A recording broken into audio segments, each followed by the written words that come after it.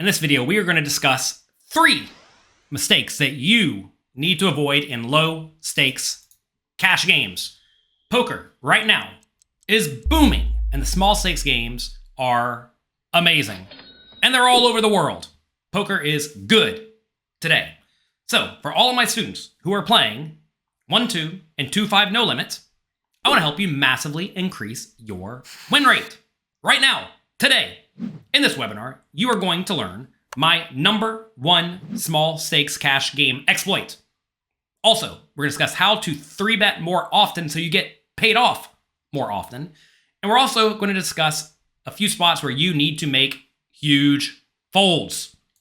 So mistake #1 that most of you are making, most poker players in the entire world are making, and this is that they only 3-bet, which is to re-raise before the flop with the nuts. If you're only 3-betting with the best hands, something like pocket jacks and better and ace king, you are going to be incredibly easy to play against because when you put in more money, your opponents are going to know that you have a good hand, even if they're not even paying that much of attention.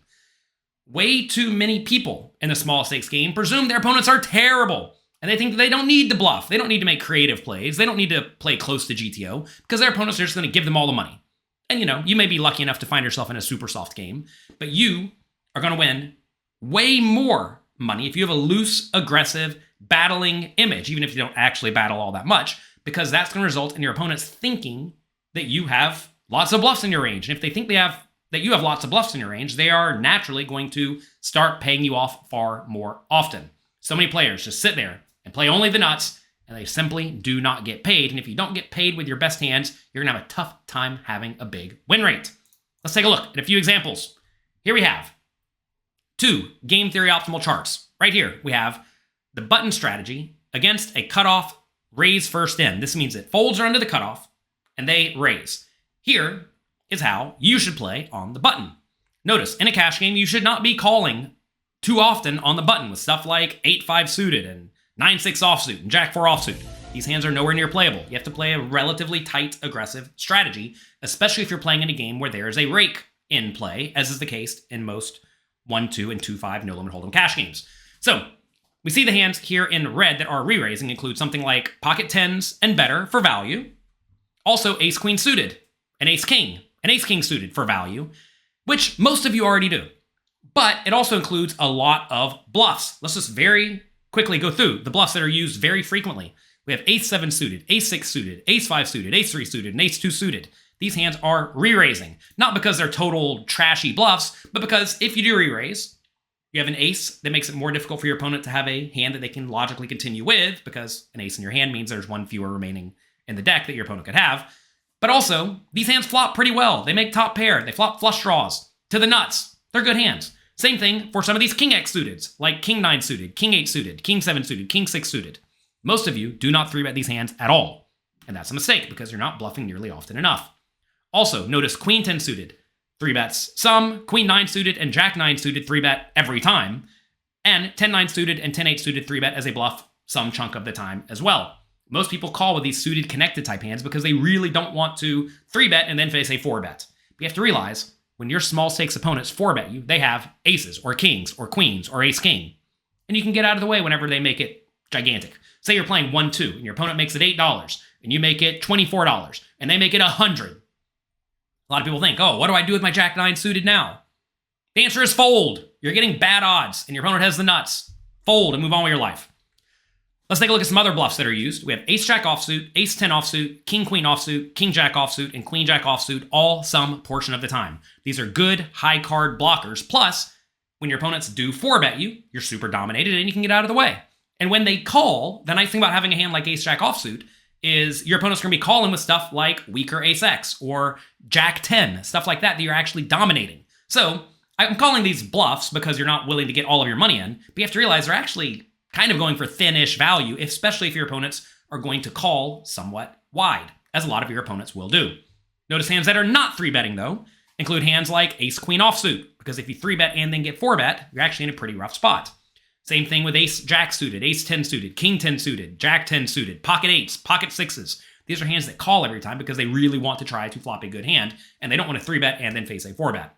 But realize that the game theory optimal strategy includes a decent amount of bluffing, and if anything, I would recommend against most small stakes opponents to 3-bet bluff more than this chart recommends, because these charts presume your opponents are going to punish you adequately by 4-betting a lot. And your opponents are not going to 4-bet a lot, which allows you to realize your equity with all of these semi-bluffs. So perhaps you want to be 3-betting even more than this chart recommends.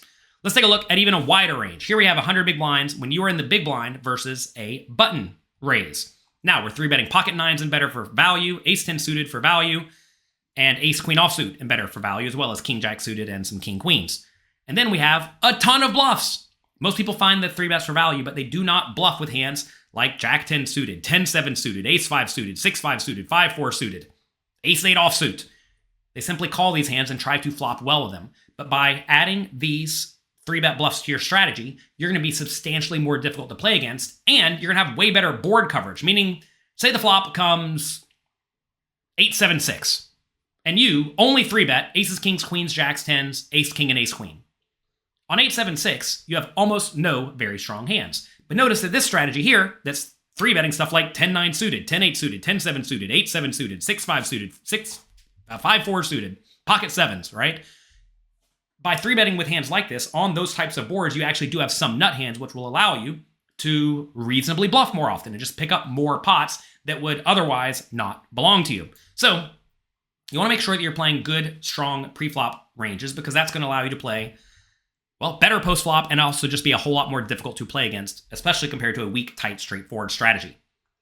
Mistake number 2 is that most people do not check raise often enough. And this is actually my number 1 small stakes live exploit that I teach any student that comes to me if I see them not checking raising anywhere nearly often enough as fast as I possibly can.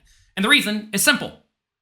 Many players in small stakes games have read some poker book at some point that says, whenever you raise preflop and they check to you, you should continuation bet. Fine. They get it. They realize it. It's not hard to do. You just put some money out. And most people fold far too often. So if your opponent is continuation betting with everything, in spots where they should definitely not continuation bet with everything, you can crush them by check raising a decent amount of the time, especially on boards that should be good for your perceived range. So let's take a look at a couple examples here. Here we have king 6 suited. The hijack raises it up to $10, playing 1-3 no limit. We're playing $300 deep.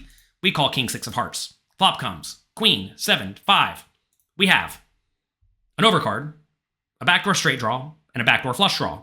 Some people may look at this and think it's terrible, but no, this is actually a pretty good hand. We check. The hijack bets $8. They're probably betting the spot with their entire range. This is a spot where we are going to have a lot of queens in our range that don't mind check raising, and we also have a lot of draws. And especially when we're playing somewhat deep stacked, you want to be check raising with a lot of very high equity draws immediately, like perhaps 9-8 of diamonds that can raise and then not fold, but then also some junky draws that can check raise and then fold if your opponent re-raises. And that's going to be a lot of hands exactly like our king 6 of hearts that has an overcard in case your opponent has top pair, and also has some backdoor action going on. So we check, opponent bets $8, we make it 35. We're applying the aggression. The opponent calls. When you check raise a hand, like backdoor draws, you typically want to keep betting when you turn some additional equity. That's going to be some sort of straight draw or some sort of flush draw. When you don't, it's often best to just check fold. Not always, but it often is best to do that. Notice though, king 6 of hearts actually has a lot of turn cards that can be quite good for it. There's a lot of straight cards available and also a lot of flush cards available. The turn is a beautiful one for us. It's the 4 of hearts. We are going to want to continue applying pressure.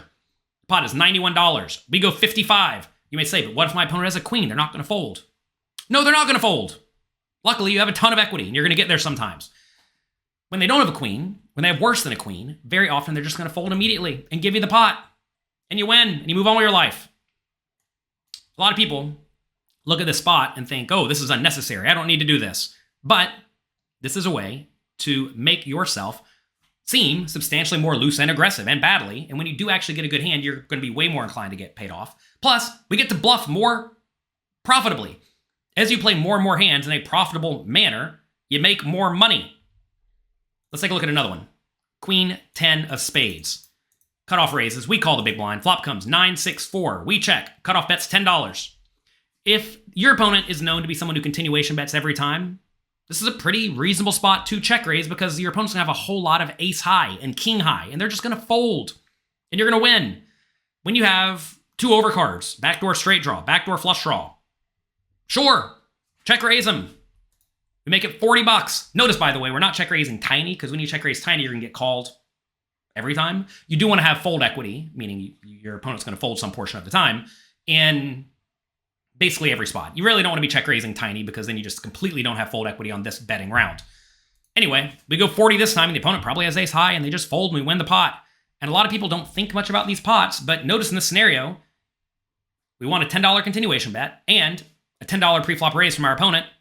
And that's just, 6 big blinds going into our pocket. 6 big blinds is a real amount of money that we are winning that a lot of your more tight passive opponents are just letting go. And this type of thing happens all the time. It is worth noting that when you are making these plays, you want to be attacking boards that are good for your range. If under the gun raises and you call the big blind and it comes ace, jack, 8, that's not a very good board to attack because your opponent's going to have a whole lot of aces and jacks, right? But on a board like 9, 6, 4, it becomes way more reasonable to check raise because they're not going to have a whole lot of top pairs and draws in that scenario. So make sure you're attacking boards that are especially good for you. Let's take a look at the third mistake. That is hero calling on the river.